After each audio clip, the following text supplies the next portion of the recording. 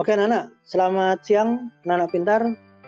Kami ucapkan selamat datang di kelas fisika belajar biar pintar. Kita akan membahas soal latihan ulangan untuk besok Senin. Kita lanjutkan untuk nomor 9. Dua buah peluru A dan B ditembakkan dari senapan yang sama dengan kecepatan awal yang sama pula, tetapi dengan sudut elevasi masing-masing 45 derajat dan 60 derajat. Maka perbandingan jarak jatuhnya peluru A dengan peluru B itu berapa?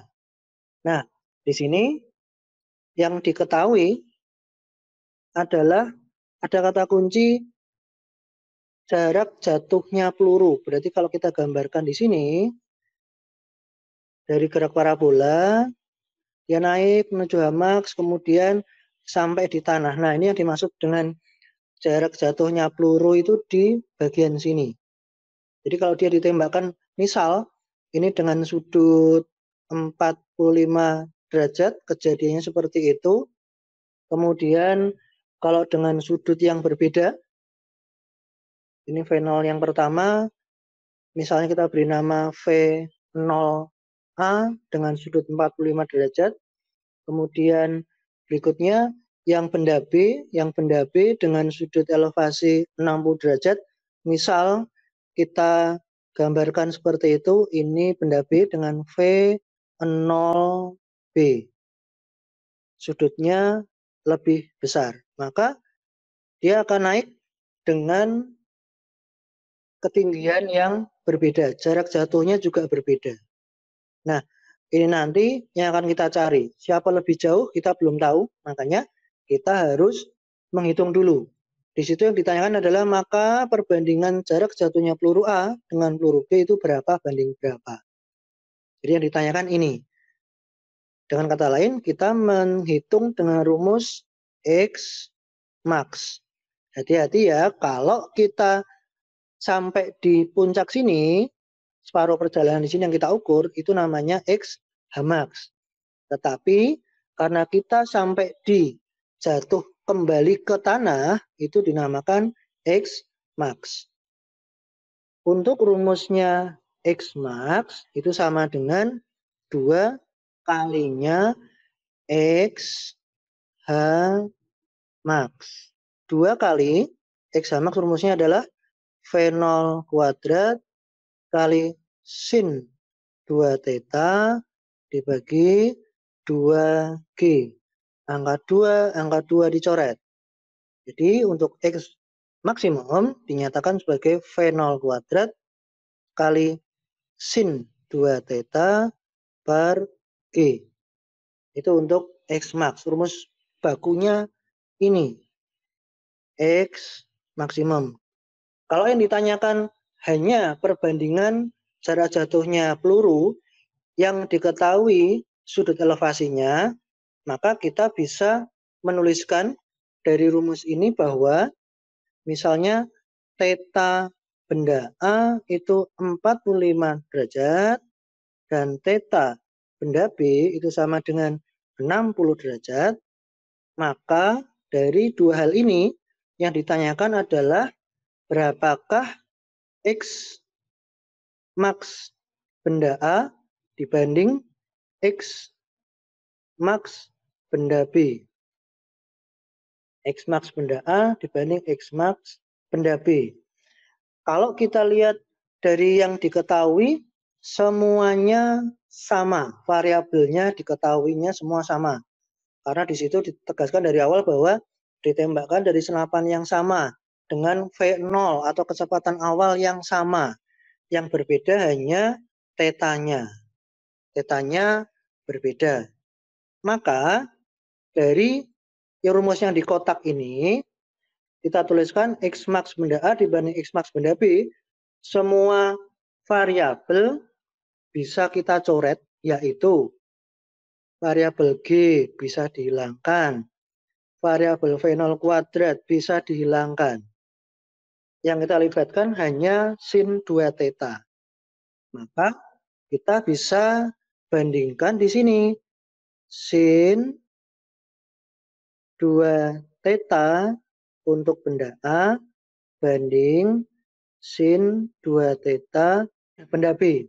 Saya ulang, maka kita bisa bandingkan bahwa X max benda A dibanding X max benda B itu sama dengan sin 2 theta benda A dibanding sin 2 theta benda B. Nah, kalau benda A ini memiliki theta 45 derajat, maka di sini kita bisa tuliskan sin 90 derajat. Sin 90 derajat dibanding sin 120 derajat. Sin 90 derajat dibanding sin 120 derajat. Silakan dihitung pakai kalkulator. Kita akan menemukan bahwa sin 90 derajat sama dengan 1 dan sin 120 derajat sama dengan setengah akar 3. Jadi jawabannya adalah 1 banding setengah akar 3. Secara matematis kita harus jabarkan ini karena di sini di pilihan tidak ada pilihan 1 banding setengah akar 3. Kita bisa tuliskan bahwa 1 dibanding setengah akar 3 bisa dinyatakan sebagai 1 per setengah akar 3. Setengahnya di bawah tanda per. Berarti 1 dibagi setengah itu bisa dituliskan sebagai 2 per akar 3. Kita rasionalkan yang bagian bawah dikalikan akar 3 per akar 3. Maka jawabannya sama dengan 2 per 3 akar 3. Dari mana? Akar 3 dikalikan akar 3 yang bagian bawah ya. 2 kalikan akar 3 yang di atas, yang bagian bawah adalah akar 3 kali akar 3. Sama dengan 3. Maka ini menjadi sama dengan 2 per 3 akar 3. Di sini adalah jawaban yang opsi C. 2 per 3 akar 3. Ya, nomor 9 selesai. Oke, nomor 10. Di sini diketahui initial speed-nya adalah 80 meter per second. Ini initial speed itu adalah V0. Ya.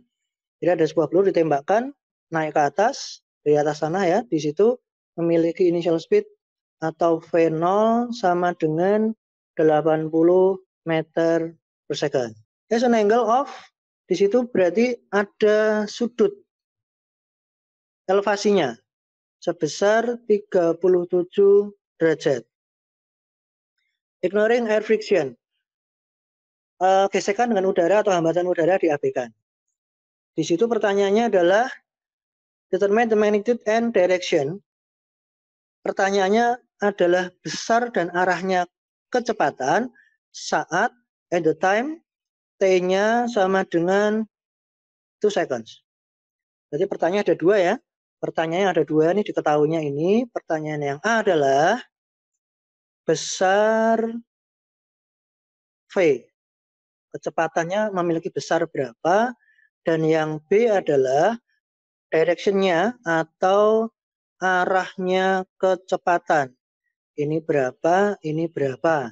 Gerak parabola selalu melibatkan GLB dan GLBB. Yang GLB adalah dalam arah sumbu X. Maka kita bisa menghitung bahwa Vx-nya itu berapa. Ya, Vx-nya selalu sama, ingat ya. GLB gerak lurus beraturan. X-nya ini menjadi patokan bahwa di sumbu X itu geraknya adalah GLB. Berarti Vx itu selalu konstan, yaitu sebesar berapa?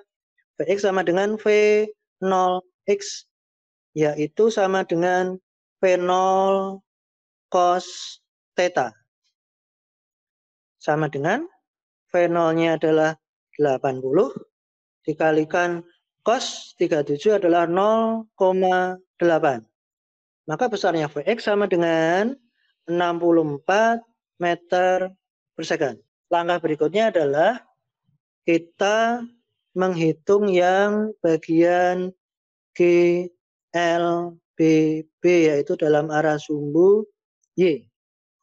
Dalam arah sumbu Y kita hitung dengan rumus VY sama dengan V0 sin theta min GT.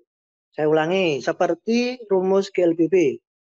VT sama dengan V0 plus AT. Dalam gerak parabola, di sini dinyatakan dalam arah sumbu Y, maka dinyatakan VY. V0-nya adalah V0Y, yaitu sama dengan V0 sin theta. Kemudian A, percepatan, ini menjadi percepatan gravitasi atau G, dan dikalikan T. Oke, kita masukkan. Di sini sama dengan V0-nya adalah 80, dikalikan sin 37 adalah 0,6 dikurangi 10 kali 2 sama dengan 48 dikurangi 20 sama dengan 28 meter per second. Ini baru modal untuk menjawab yang A. Ini belum terjawab ya yang A ya. Jadi ini kita baru mencari Vx-nya yaitu 64 meter per second dan Vy-nya 28 meter per second. Kemudian yang A, nah ini sekarang kita masuk ke jawaban yang A. Yang A itu yang ditanyakan adalah berapakah besar. Nah, ketika kita menghitung besar kecepatan secara vektor, ini ada kecepatan dalam arah sumbu X dan kecepatan dalam arah sumbu Y.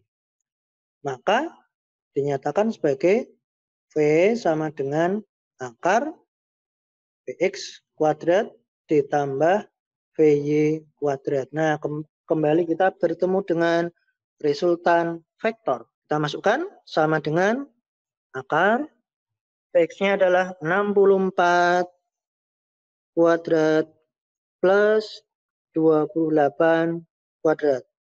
Sama dengan, kalau kita hitung ketemunya adalah akar 4.880 meter per second.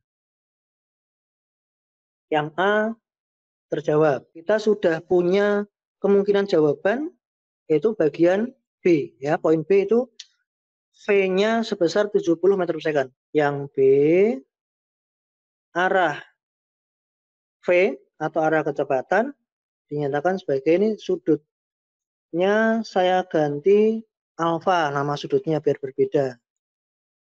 Sudutnya diganti biar nggak bingung ya, alfa. Sudutnya diganti menjadi alfa.